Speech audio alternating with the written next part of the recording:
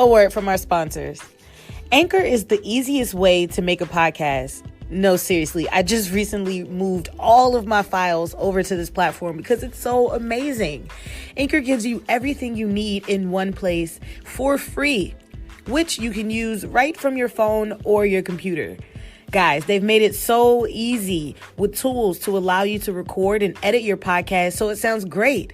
They'll even distribute your podcast for you so it can be heard everywhere like Spotify, Apple Podcasts, Google Podcasts, and more. You can easily make money from your podcast with no minimum listenership. Just download the Anchor app or go to anchor.fm to get started.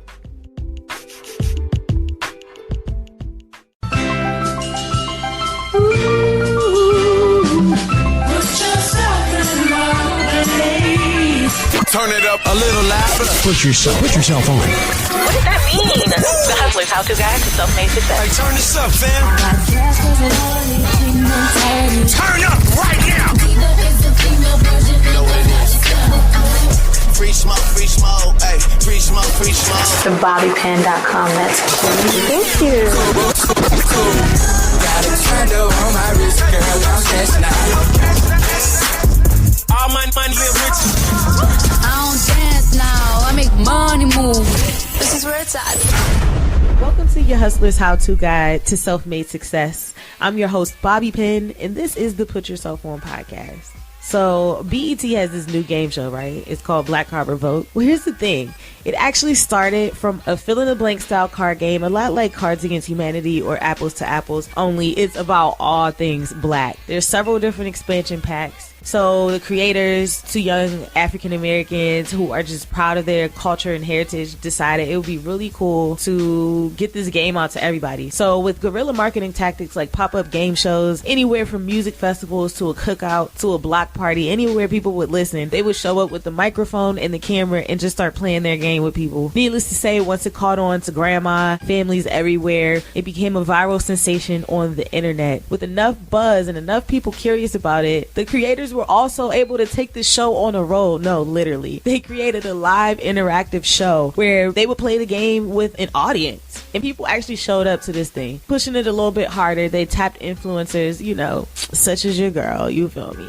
to actually play the game on red carpets all across the country. So I personally played the game with everybody from Remy Ma to Lance Gross to Rotimi to Lorenz Tate, Anthony Anderson. It's so many people who have played this game. Anthony Anderson actually said that he owned the game when I played it with him. It's an amazing story of how with hustle, determination, and a whole lot of faith, you can take a little small idea and grow it into something really big. So without further ado, I have co-creator Miss Latesha Williams, who's going to tell you how she did it. All right, from top to bottom, right here on the Put Yourself On podcast. Miss Latesha Williams, how are you? Hey, I'm great. How are you? I'm good. So what's been up, girl? We met, oh my gosh, when was that? 2014, maybe? In Brooklyn. I want to say 2015, Brooklyn. Okay, that feels right. You were hanging out with the cool kids. You know, your cool kids thing. Girl, I be trying to be a bitch. Okay, so that's how we met each other. Obviously, you're a cool kid. And I just remember you showing up. You had an amazing personality. You had a cameraman with you. And you had this really cool card game. So tell me about Black Card Revoked. How'd you guys come up with this? So the guy you're referencing as the cameraman is actually my partner on the business. Oh, wow. Okay. Yeah, Bobo. Listen, when we were grinding it out, we literally used all the skills we had instead of hiring people. You know, we had a startup mentality from start to finish, from A to Z. That included capturing our own content when we popped up at random barbecues like the Henny Palooza one that we met at. Shout out to coolest kid and low key. But I feel like I missed your question. What was your question? How'd you guys get started? That was a great intro. So my partner in crime and I, we're best friends. We've been working together for about 10 years now. We previously worked together at LRMR Marketing, which is the management arm and the management team of LeBron James. I met him literally at All-Star New Orleans I want to say that was 2008. I found out probably a half an hour before he landed that I was going to be managing him, and I literally went to the airport in a car and yelled his name from the car. Hey, is your name Bobo? And that is how our adventure began many years ago. As it relates to Black Card Revoked, we were doing a lot of research. We always knew, we would be business partners. It was just figuring out what that business would be. We saw a really unique space for cultural celebration of African Americans. Obviously, we're African Americans, so we said, let's trial it out. Let's see where it goes. And then we started writing questions, got a sample made, and, we put time limits and a ROI and investment numbers on it. If we hit these numbers, we'll keep going. If we don't, we're going to stop. We definitely are not rich enough to just throw lots and lots of money into failed ideas. Thankfully, Essence loved it, and they wrote about it and included it in the holiday gift guide. And then Tumblr got hold of it, and it got retumbled. And many, many notes later, we were on our way to a sold-out product that holiday season 2015. Wow. So tell me about the impact social media has had on your business. Definitely it helped you guys garner attention, but it almost seems like a badge of honor to be able to say you played this game and have some video clips of you and your friends kicking it at a kickback. Tell me about how social media has made an impact. Social media has made a huge impact on our business and the creation of our game. Black Twitter is a really amazingly unique space where our culture is celebrated, and if there is a problem, you are going to know about it, and you are immediately, okay? Immediately. They were huge in, one, letting us know if this was going to work or not, and it was a shared experience of being Black. We saw some really amazing examples on Twitter, especially during the Rachel Dolezal fiasco. It was just a lot of that shared experience. And we were like, being African American is dope. Like, it's dope. It don't matter where you are from, if you're from Chicago, if you're from Brooklyn. There are just certain things about being Black that just don't change. Even if you're rich, like you're a $100 million ball player, or you're like the regular Black person going to work every day. There's just some things about being Black that never go away or change. I loved it. The first time we played, one thing that stood out to me is the person that I actually was with is Muslim, but he was still able to answer some of those on Sunday questions, so I definitely completely understand what you mean about there just being a shared experience, even though we have a lot of differences. We're way more alike than we are not. And I definitely, appreciate you guys for coming on board and, helping me kind of get out there a little bit more and being able to expose the brand to even more celebrities, which I thought was really cool. One of my most viewed videos on my YouTube channel is Joseph Sequoia, who plays Tommy from Power, playing Black Card Revoked. So it's awesome being Black. It just really is. And it's amazing to have this fun, tangible way to kind of encapsulate that. And again, see that these shared experiences even transcend race. So tell me how we got to where we are today. Tomorrow is the big premiere. BET premieres Black Card Revoked. The host, Tony Rock. How'd you guys turn your family card game into a TV show? A lot of praying and faith. We definitely always envisioned this shared experience getting larger and definitely connecting to a television audience. We went on a brief Black Card Revoked live tour. Again, we wanted to touch the people that were supporting us and really allow them to interact with the game in a new way. The success of that and the constant feedback and encouragement, it just gave us what we needed to keep pushing forward. We got contacted by a couple of production companies, and we decided on one, and then together we just adapted the game into a television show. Thankfully for us, the game and its notoriety definitely helped when pitching. So it was a very short pitch period. Many people got it, quite a few networks were interested. We ultimately went with BET because we knew they would be a great partner. We knew they'd be very protective of what we were trying to convey, as obviously it's Black entertainment television. If no one else would understand the sensitivities we had in exploring the topics we do, it's BET. They were excited about having us. We are excited to be partnered with them. And that is how we got to where we are now. Exciting. I can't wait to tune in. What time does it come on? January 18th at 10 p.m. Eastern, 9 p.m. Central Time on BET. That means set those DVRs. Make sure you sit in front of the TV. I can't wait to watch it. Now, also tell Mama and Auntie too. Make sure Mama and Auntie give them a preview call because you know they are not going to remember 10 o'clock and they fall asleep. But make sure to keep them up watching and laughing along. My family definitely does it. Anytime there's a major award show or anything, we send like a little family text out. So exactly, let everybody know. The family group text. Let's get the family group text popping around Black Card. Hello.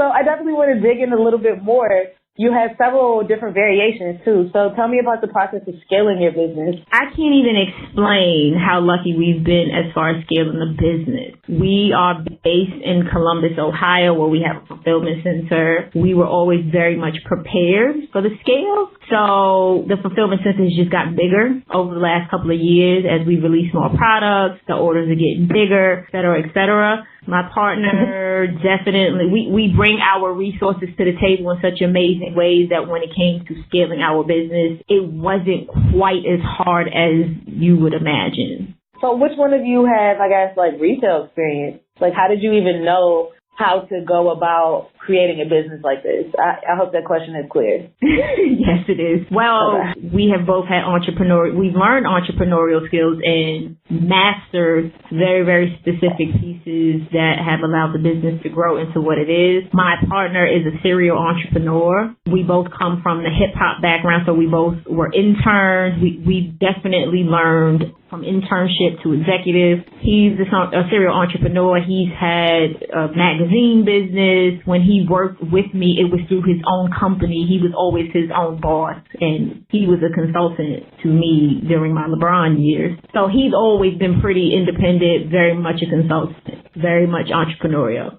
For me, working for LeBron and Maverick in the LRMR situation, it was basically a startup. It was like being employee number 2 at a startup that had a ton of potential. So I learned everything from how to read a contract, how to manage talent, how to engage brand partners in a very entrepreneurial, there are no books, no rules, get it done, learn on the way, and keep it moving and grow the business. So when you combine those superpowers, we're like Voltron.